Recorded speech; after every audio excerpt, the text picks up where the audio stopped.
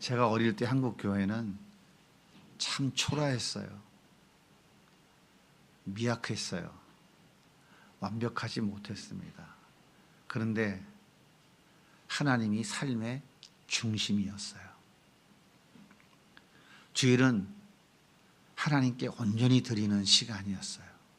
새벽기도, 주일 낮 예배, 또 주일 저녁 예배 다 끝나고 나면 저녁 8시, 9시쯤 되어서 집에 돌아갔습니다.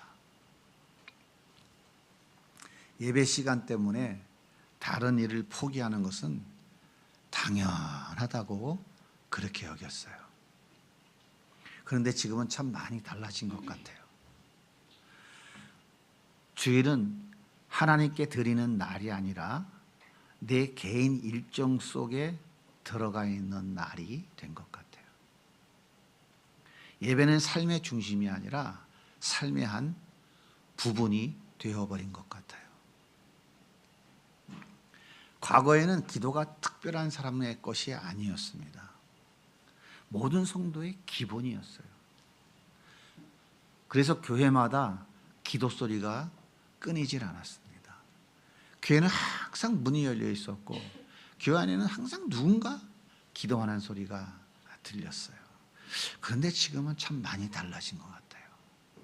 기도는 선택이 된 것 같아요. 바쁘고 힘들면 기도하지 않고 필요하고 또 시간적 여유가 있으면 기도해도 괜찮다고 생각하고 있는 것 같아요. 과거에는 하나님을 위해서 시간을 드리고 헌신하는 것은 기쁨이고 행복이었어요. 그런데 지금은 하나님께 드리는 시간이 점점 아까워지고 있는 것 같아요. 그렇다면 우리는 하나님을 버린 것일까요? 그렇지 않습니다. 하나님을 버린 것이 아니라 하나님보다 더 중요한 것이 많아진 것이에요. 그래서 이렇게 말하죠. 그동안 잘해왔잖아. 그동안 기도를 얼마나 많이 했어. 그리고 세상도 참 많이 변했잖아. 적당히 믿으면 되지. 우리 개인의 삶도 중요하잖아. 바로 여기서부터 타협이 시작되는 것입니다. 한국교회가 제일 먼저 타협한 것은 예배 시간과 기도 시간이 아니었어요. 하나님과의 관계가 타협되기 시작한 것입니다. 성경 어디에 새벽 기도 드리고 낮 예배 드리고 저녁 7시 예배 드리고 수요 예배 드리고 금요 심야 철야하라고 성경 어디에 써 있습니까? 그건 우리 한국 교회가 처음부터 기독교를 받아들이면서 문화와 전통 속에 그렇게 만들어진 것들이었어요. 그 예배 시간, 기도 시간이 바뀌었거나 줄는 것이 중요한 것이 아니고 하나님과의 관계가 멀어진 것이 문제라고 하는 것입니다. 하나님은 예배 시간이 죽은 것 때문에 슬퍼하지 않으세요. 프로그램이 바뀌었다고 아파하지 않으십니다. 하나님이 아파하는 것은 우리와의 관계가 점점점 멀어지고 있는 것이에요.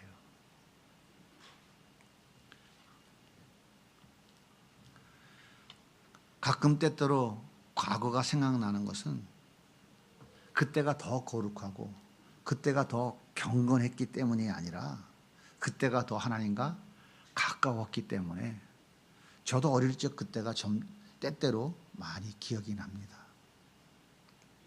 그런데 놀라운 것은 베드로도 우리와 똑같은 경험을 하고 있다는 거예요. 베드로는 예수님을 버리려고 하는 사람이 아니었어요. 누구보다 예수님을 사랑했던 사람입니다. 누구보다 헌신했던 사람이에요. 그런데 어느 순간 베드로의 인생에도 예수님과 거리가 생기기 시작했어요. 오늘 본문에 보면 예수님께서 가이사랴 빌립보에서 제자들에게 묻습니다. 너희는 나를 누구라고 하느냐? 가이사랴 빌립보는 로마 황제 신전이 있는 곳입니다. 그곳에서 베드로는 주는 그리스도시요 살아계신 하나님의 아들입니다. 즉 예수가 나의 주인입니다. 그렇게 고백해요. 이때 예수님께서 바요나 시몬아 참 잘했다 기뻐하시면서 칭찬해 주셨어요. 그런데 이런 베드로가 얼마나 지나지 않아서 예수님을 저주하며 부인하게 돼요. 어떻게 이런 일이 일어났을까요? 신앙이 이렇게 무너졌을까요?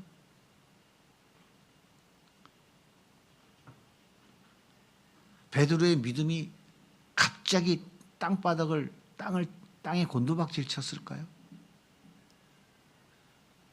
베드로가 예수님과 나는 이제 당신과 관계없어 하고 예수님을 떠나버렸기 때문일까요?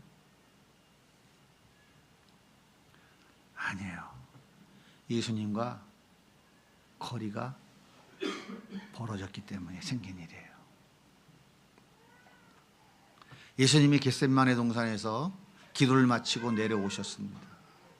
이때 대제사장들이 보낸 군사들이 예수님을 붙잡아서 끌고 갔어요. 베드로는 도무지 이 상황이 이해가 되지 않았어요.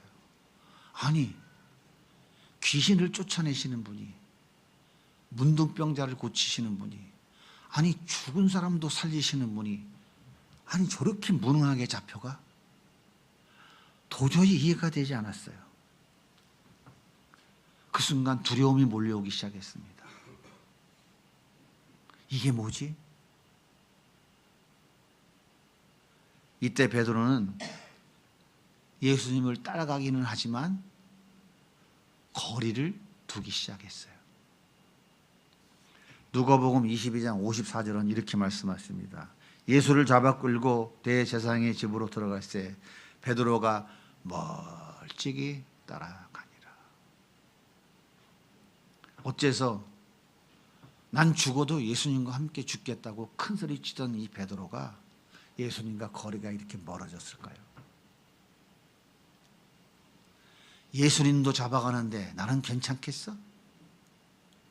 나도 붙잡히면 적골 날 텐데 두려움이 몰려오기 시작했어요. 그래서 베드로는 타협했습니다. 일단 따라가긴 따라가는데 멀찍이 따라가자. 왜 멀찍이 따라가요? 여차하면 난 도망가고 싶죠. 저분하고 나와 상관 없다고 하는 것을 나타내고 싶었겠죠.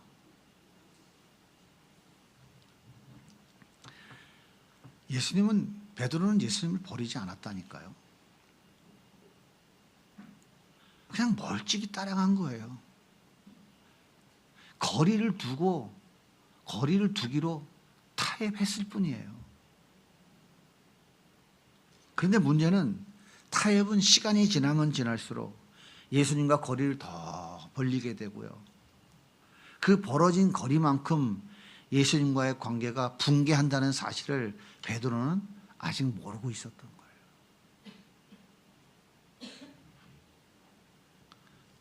베드로는 죄의 질과 양이 크고 나빠서 무너졌을까요? 아니에요. 잘 기억하세요. 여러분은 예수님을 떠났습니까? 여러분 예수님을 부인합니까? 예수님이 나의 주인이라고 오늘 말씀을 시작하셨죠? 문제가 뭐라고요? 예수님과 거리가 멀어진 거예요. 따라서 죄의 본질은 단순한 행동의 결과가 아니라 예수님과 거리가 멀어지는 것, 이것이 죄예요. 선악과 따먹은 인간들은 하나님과 거리가 멀어졌어요. 얼마큼 멀어졌어요? 돌이킬 수 없도록, 영원토록 회복할 수 없도록 멀어졌어요. 이게 죄의 본질입니다. 세상의 종교들은 윤리와 도덕적 측면으로 이건 잘하고 이건 잘하니까 이 사람은 믿음이 좋은 사람, 이 사람은 이걸 못하니까 믿음이 나쁜 사람이라고 잣대질을 해요. 이게 세상의 모든 종교예요.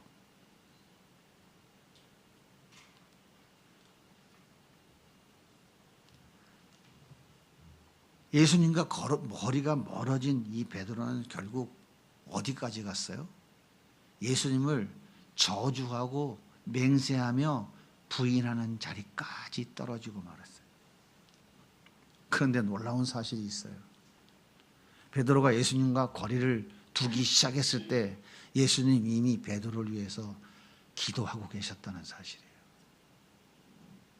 베드로는 멀어졌지만 예수님은 베드로와의 거리를 두지 않으셨어요. 예수님은 베드로를 붙잡고 계셨어요.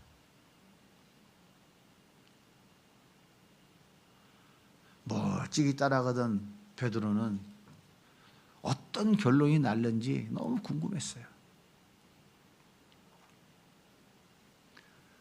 마태복음 26장 58절에 보면 성경은 이렇게 말씀하십니다. 베드로가 멀찍이 예수를 따라 대제사장의 집들 안에까지 가서 그 결말을 보려고 안에 들어가 하인들과 함께 앉아 있더라. 베드로는 대제사장 가야바의 뜰 그 안에 피워놓은 모닥불을 쬐고 있었어요. 거기에 베드로만 있었던 것이 아니라 여러 사람들도 같이 있었던 것이죠. 여러분 보세요. 베드로가 예수님을 버렸습니까? 버린 것 같아요? 안 버린 것 같아요? 그러면 예수님과 지금 함께 있나요? 잘 생각해 보세요. 예수님 버리지 않았죠? 근데 예수님 함께 있어요? 여러분 장소만 생각하지 마시고 그 마음의 상태를 또 한번 같이 생각해 보세요. 마음적으로 예수님 버렸어요?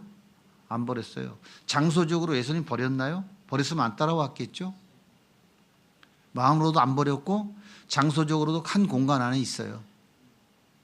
그죠? 근데 예수님과 같이 있는 건가요? 그건 아니죠. 자 보세요. 베드로는 지금 예수님 편도 아니고 세상 편도 아니고 그 중간에 있어요. 그러니까 세상과 예수님과의 사이에서 지금 적당히 타협하고 있는 거예요. 이때 한 여종이 이 사람도 저 갈릴리 저 예수라는 사람 따라다니던 사람인데 라고 외쳤어요. 이때 베드로가 뭐라고 얘기합니까? 당신 지금 뭔 소리 하는 거야? 난 당신은 무슨 말을 하는지 모르겠는데 하면서 부인합니다. 자, 다시 한번 생각해 보세요. 예수님을 떠났습니까? 안 떠났죠? 예수님과 가까이 있는 겁니까? 그건 또 아닌 것 같으죠? 아니니까 뭐라고 얘기해요 지금? 모른다고 부인하죠? 그랬더니 조금 있다가 두 번째 또 이야기합니다. 베드로가 또 부인해요.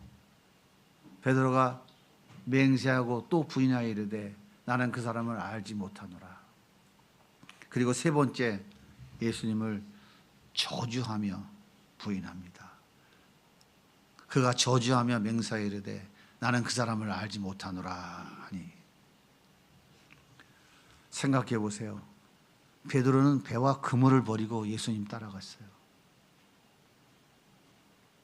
죽음도 함께 하겠다고 큰 소리 쳤어요. 황제 신전 앞에서 가이사가 나의 주인입니다 라고 고백해야 돼요. 아니면 죽습니다. 그런데 그 황제 신전이 있는 곳에서 베드로는 이렇게 얘기해요. 당신 예수가 나의 주인입니다. 이렇게 고백했던 사람이에요. 그런 베드로가 예수님을 저주하고 부인하는 자리까지 떨어지고 말았어요. 그렇다면 베드로는 예수를 저주하고 부인하던 그날 무너졌을까요? 아니에요. 이미 무너지고 있었어요.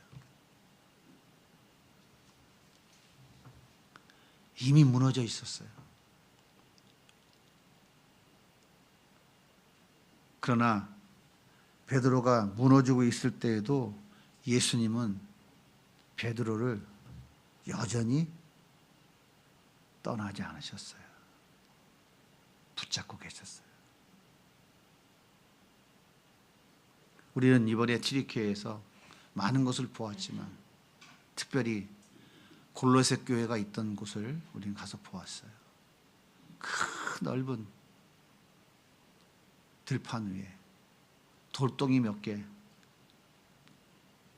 쓰러져 있는 돌덩이 몇 개 외에 보이는 게 아무것도 없어요. 그 넓은 평지에 흔적은 하나도 없고 그 위에 엉겅퀴만 가득하게 덮여 있었어요. 아직 날씨가 따뜻하지 않아서 엉겅퀴가 크게 자라지는 않았지만 엉겅퀴가 가득 덮여 있었어요. 왜 골로새 교회가 이렇게 무너졌을까요? 이유가 뭘까요?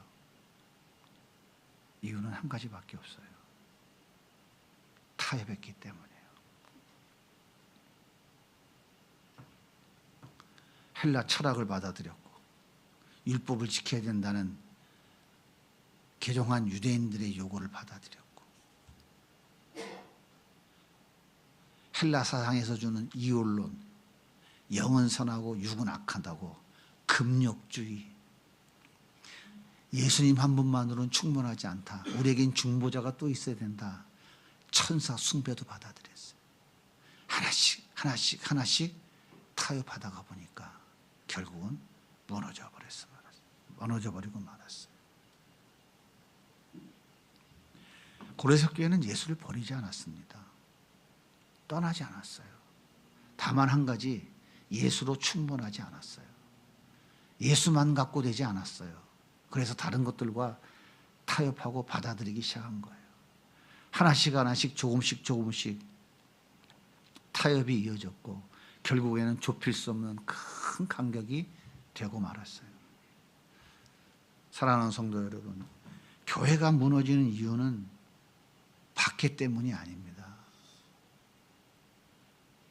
기독교 역사는 박해의 역사예요. 박해 때문에 교회는 무너지지 않았습니다. 교회가 무너진 이유는 박해가 아니라 타협이에요. 타협이 시작되면 하나님과의 거리가 멀어지기 시작하고 하나님과의 거리가 멀어지면 교회는 결국 무너지게 되어 있습니다. 우리는 이번에 튀르키예에 가서 그 역사의 현장을 눈으로 똑똑히 보았어요. 복음이 떠나고 나면, 복음이 이동하면 남는 것이 무엇인가 하는 것을 우리는 분명히 보았어요. 사랑하는 여러분, 하나님 교회를 향해 책망하신 이유는 정죄하기 위함이 아닙니다. 하나님 우리에게 말씀하시는 것은 우리를 책망하려고 말씀하시는 게 아니에요. 가까이 다가오시기를 원하셔서 말씀하고 계시는 거예요. 회개라는 말씀은 벌을 주겠다는 말씀이 아닙니다. 나에게 돌아오라는 사랑의 초대인 거예요. 그럼에도 불구하고 교회가 멀어졌을 때에도 우리 예수님은 교회를 떠나지 않으셨어요.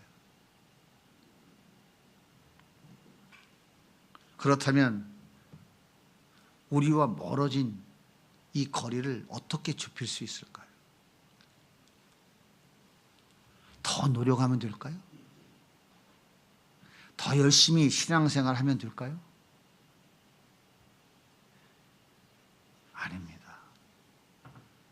우리의 노력으로는 하나님과 멀어진 거리를 절대로 좁힐 수 없어요.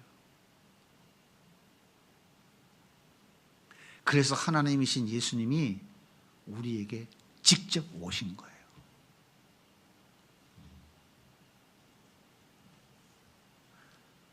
복음은 우리가 하나님께 나아가는 이야기가 아니라 하나님이 우리에게 오신 이야기가 복음인 거예요.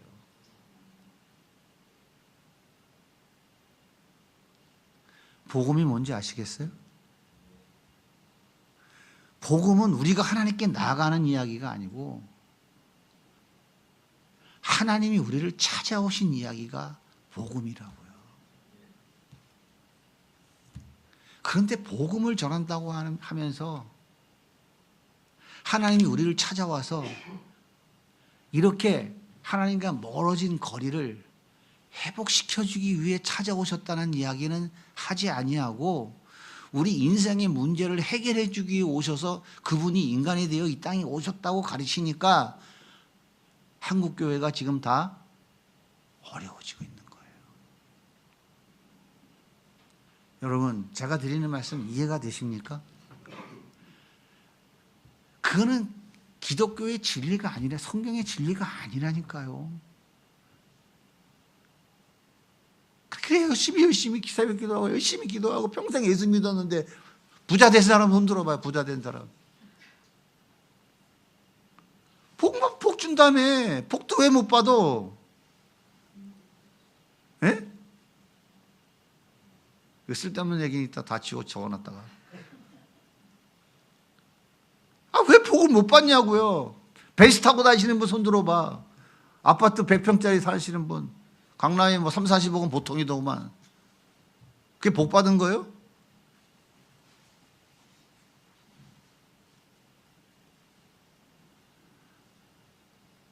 그건 성경이 가르치고 있는 진리가 아니라고요. 그거는. 우리가 이 땅에 영원히 살 것 같으면 그게 진리야.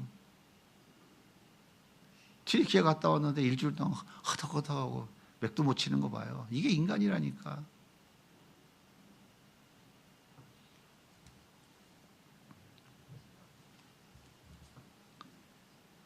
우리의 노력으로는 하나님과 멀어진 거리를 좁힐 수가 없어요. 그래서 하나님이 직접 우리에게 오셨다고요. 그분이 바로 예수님이라고요.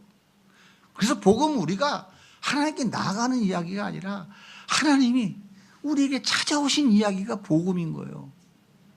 굿 뉴스. 그렇다면 예수님은 멀어진 하나님과의 거리를 어떻게 좁혀줄 수 있을까요? 단절된 하나님과의 관계를 어떻게 다시 밀착시켜 줄 수 있을까요? 그 방법은 오직 한 가지, 십자가에서 죽는 것입니다. 예수님은 우리가 받아야 될 저주와 심판을 십자가에서 대신 받았어요. 그래서 하나님과의 거리를 좁혀주셨고 단절된 관계를 회복시켜 주셨습니다. 그래서 하나님은 우리를 원수라고 부르지 않고 내 사랑하는 아들아, 내 사랑하는 딸아 이렇게 부르고 계신다고요. 그래서 우리는 하나님을 아버지라고 부르게 된 거예요. 우리는 세상과 타협하고 인본주의 가치와 타협하고 내가 원하는 것을 얻기 위해 타협하고 이것은 괜찮겠지. 이 정도는 문제 없을 거야. 조금씩 타협하다가 하나님과 회복할 수 없는 엄청난 거리가 생겼어요. 그런데 하나님은 우리를 그냥 두지 않으셨다고요.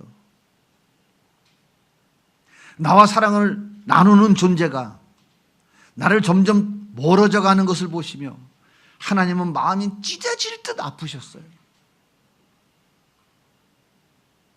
그래서 하나님이 인간이 되어 우리에게 찾아오셨어요. 그래서 십자가에서 우리 대신 저주를 받으셨습니다. 그 이유는 하나예요. 그 이유는 하나라고요. 우리와 다시 가까워지기 위해서라고요. 예수님은 십자가로 하나님과 우리의 사이의 거리를 완전히 제거해 주셨습니다. 따라서 타협의 해결은 우리의 노력이 아니라 예수님이에요. 그래서 우리에게는 예수님이 필요한 거예요. 그래서 우리는 예수를 붙잡아야 된다고요. 예수가 없으면 안 꼽는 찐빵이라니까요.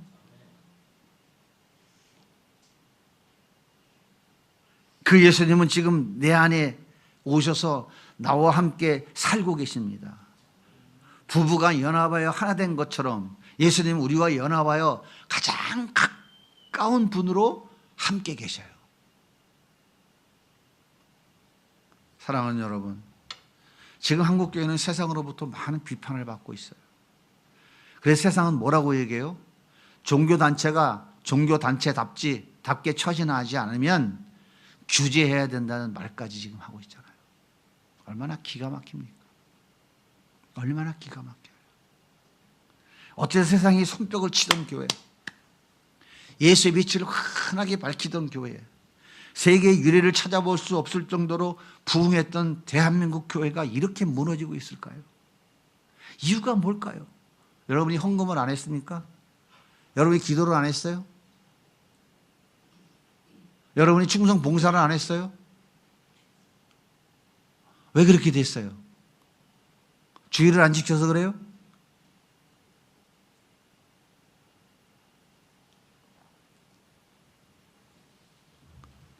이유는 간단해요. 예수님도 필요하지만 예수님으로는 만족 못해서 세상의 가치들과 하나씩 타협했기 때문이에요.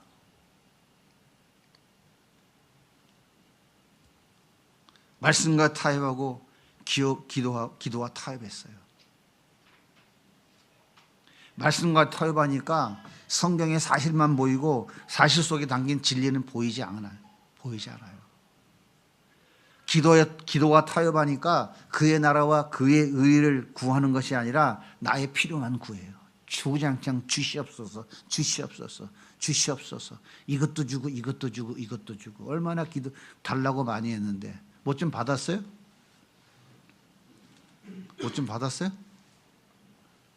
뭐 받았어요? 달라고 하니까 다 뺏어가잖아. 그죠? 얼마나 여러분들이 달라고 기도하면서 얼마나 애썼어요. 근데 이상하게 다 뺏어가. 있는 것까지도. 왜 그런 줄 알아요? 주님이 사랑해서 그런 거예요.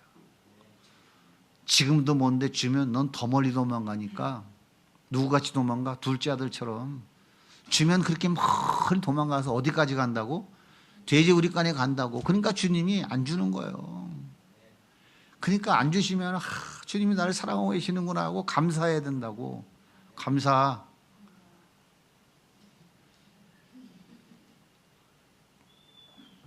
타협하니 예수와 점점 거리가 멀어지면서 그 자리에 종교의 형식만 가득해지기 시작했어요. 예수보다 사람의 감정이 더 중요해지고 생명보다 만족이 더 중요해졌어요. 화려한 예배당, 많은 사람이 모이는 예배당, 사람의 마음으로 사로잡는 조명과 음향, 부족한 지식이 채워질 때 느끼는 카타르시스. 예수보다는 인문학이 더 인기가 좋은 교회로 전락하고 있다. 사랑하는 여러분, 여러분은 예수님과의 거리가 멀어져 있지 않나요? 하루에 예수님을 생각하는 시간이 얼마나 되나요? 예배는 드리지만 마음은 다른 곳에 있지 않나요? 기도는 하지만 형식적이지 않나요? 하루 한 장 복음서 읽는 것이 엄청 어렵죠?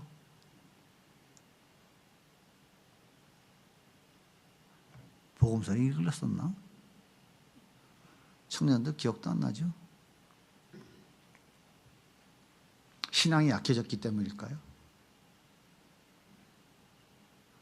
믿음이 약해져서 그래요? 아니에요. 예수님과 거리가 멀어져 있기 때문이에요. 왜 거리가 멀어졌냐고요? 타협했기 때문이에요. 자녀를 둔 부모님들께 간절히 부탁드립니다. 우리는 아이들의 성적보다 더 중요한 것을 지켜야 돼요. 그것은 아이들이 예수님과 가까워져야 하는 거예요.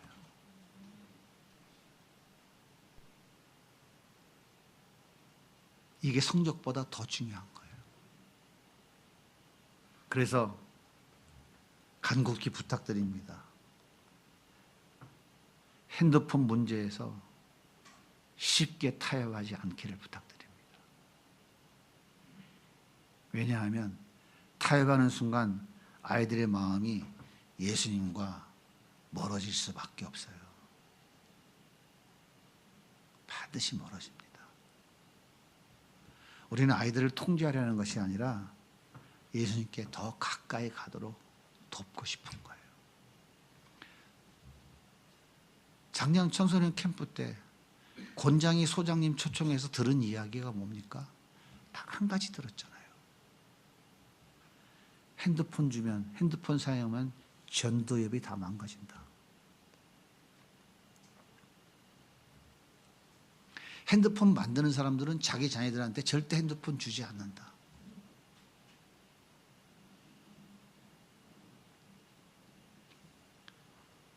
전도협 망가지는 것도 안 되지만 더 안 되는 것은 게임, 오락, 음란 영상, 온갖 유혹의 영혼들 다 빼앗깁니다. 그러면 아무리 예수를 외쳐도 소용이 없어요. 11살 넘기 전에 성경적 세계관으로 아이들을 무장시켜야 돼요. 12살 넘어가면 그때부터는 겉모습은 되는데 속 내용은 절대 안 변해요. 그 안 변한 게 언제 나타나는지 아십니까? 대학에 입학하는 순간부터 나는 그동안 하나도 변하지 않았다는 것을 확실하게 증거로 보여줄 거예요.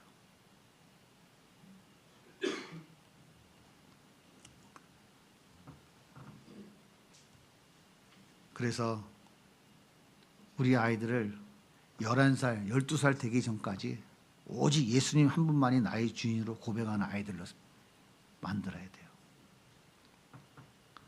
그래서 쉽게 타협하지 않기를 간곡히 부탁드립니다. 며칠 전 뉴스에 보니까 신라호텔 사장 이부진 사장 아들이 휘문 고등학교 졸업했더라고요.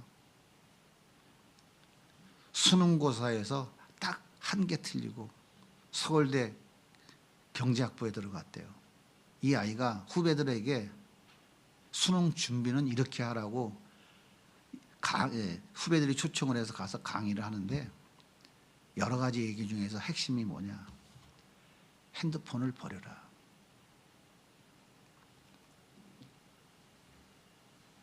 핸드폰을 버려라.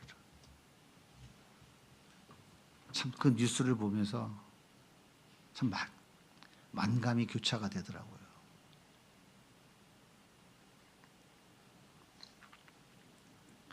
사랑하는 청년 여러분, 하나님이 가장 아파하는 것이 무엇인지 아세요? 예수님과 멀어지는 거예요. 예수님은 여러분을 책망하기보다 가까이 오기를 기다리고 있어요. 그러므로 작은 타협을 가볍게 여기지 않기를 바랍니다. 타협하면 예수님과 거리가 생길 수 있기 때문에 그 벌어진 거리 속에서 세상의 가치, 인본주의 가치가 가득가득 밀려 들어옵니다. 그러면 서서히 죽어가다 결국에는 망합니다. 사랑하는 여러분, 왜 다음 세대가 선교지가 되었을까요? 한번 잘 생각해 보세요. 예배 한번 빠진다고 지옥 가냐? 대학 들어가서 예배 드려도 되지. 주일 예배와 학원 그리고 좋은 대학과 타협했기 때문에 지금 다음 세대가 선교지로 바뀌어버린 거예요. 아이들의 미래를 위해 선택했다고 생각했어요. 하지만 그 선택 속에서 아이들이 예수님과 멀어질 수 있다는 것을 그들은 보지 못했어요. 그 아이들이 성장해서 지금 3040 세대가 됐다고요. 여기 앉아있는 3040 세대. 이 3040 세대가 낳은 자녀들 교회 보내겠어요? 그러니까 다음 세대가 선교지가 된 거예요. 우리는 이미 처절하게 경험한 것을 다시 반복할 수는 없지 않습니까? 그런데 학원보다 대학보다 더 무서운 것이 뭔지 아세요? 여러분의 손에 들려있는 핸드폰이에요. 그런데 그 핸드폰이 아이들의 손에 들려있으면 얼마나 무서울까요? 영혼을 완전히 집어삼키는 무서운 도구라는 사실을 잊어서는 안 됩니다. 한번 제가 실험을 한번 해보세요. 오늘부터 일주일만. 집에 가셔서 저녁에 애들 본 앞에서 게임을 열심히 해보세요. 뺑뺑뺑뺑 하고 뭐도 하고 딱 일주일만 딱 하세요. 그 다음 주일날 우리 토론 한번 합시다. 어떻게 되나? 그 아이는 100% 아빠도 하는 거 나도 해야지.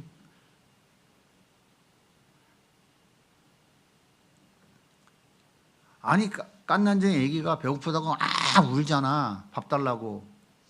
그 우는 거 어디서 배웠어요? 배고프면 울으라는 거 어디서 배웠냐고. 네? 뱃속에서 배 갖고 나와요? 그게 인간이라니까요. 그게 인간이라고요. 그게 인간이라고요. 가르치지 않아도 본능적으로 다 알아요. 잠 안 자고 새벽 1시, 2시까지 게임하고 앉아있고 열심히 하고 앉아있어 봐요. 애들이 어느 날 한 번만 딱 보면 그 다음부터는 똑같이 하니까.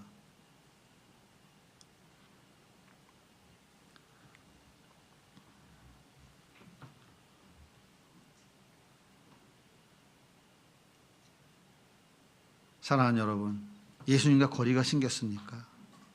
오늘 이 시각 다시 다가서시기 바랍니다. 예수님은 이미 기다리고 계세요. 우리가 타협을 내려놓는 이유는 더 잘하기 위해서 애쓰기 위한 것이 아니에요. 예수님과 가까이 가기 위함이에요. 우리가 주님과 거리가 생겼을 때도 주님은 우리와 거리를 두지 않으십니다. 그분은 떠나지 않으신다니까요. 하지만 내 힘으로 어렵습니다. 그래서 우리는 무릎을 꿇는 거예요. 예수님, 내가 멀어졌습니다. 나를 붙들어 주세요. 예수님은 기다리고 계십니다. 예수님 이미 여러분 곁에 가까이 와 계십니다. 가까이 오신 예수님께 한 걸음 더 다가서면 문제가 없어지는 복이 아니라 하나님과의 관계가 회복되는 최고의 복을 주십니다. 이것이 인생의 가장 큰 복이에요. 그분과의 관계가 회복되어지고 그분과 더 친밀해져서 그분과 함께 연합되어져서 그분과 함께 손붙잡고 동행하는 삶을 살아가는 것이 주님이 우리에게 주시기 원하는 성경이 말하는 최고의 복입니다. 왜 그럴까요? 예수님 한 분이면 충분하거든요. 그분은 창조자예요. 그분은 전능하신 분이에요. 그분은 불가능이 없는 분이에요. 그래서 우리 인생의 가장 큰 복이 바로 그분과의 관계가 회복되어지는 거예요. 이 복을 누리며 살아가는 우리 성도님들이 다 되시기를 예수님의 이름으로 축복합니다.